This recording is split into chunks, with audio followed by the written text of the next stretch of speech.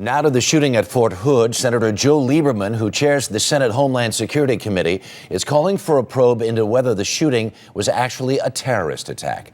CBS News national correspondent Dean Reynolds joins us from Fort Hood, Texas with more. Dean, good morning.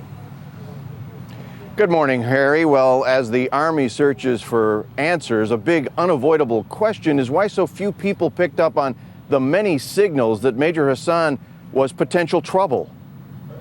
According to those who knew him, including soldiers, Nidal Malik Hasan repeatedly proclaimed that the U.S. war on terror was a war on Islam, that he thought the wars in Afghanistan and Iraq were proof of that view, and that he wanted nothing to do with his pending deployment to Afghanistan later this month.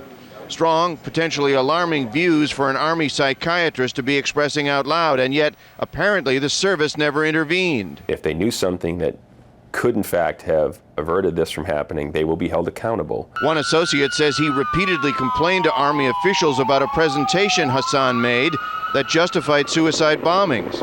One classmate reportedly called him a ticking time bomb. Investigators say there is no evidence yet that anyone else was involved in Thursday's shooting, but the Army and the FBI are now combing Hasan's computer records, assessing his apparent attraction to inflammatory websites and this mosque in suburban Washington, one that also ministered to two of the September 11th hijackers, and who was once led by an imam who reportedly was investigated by the FBI.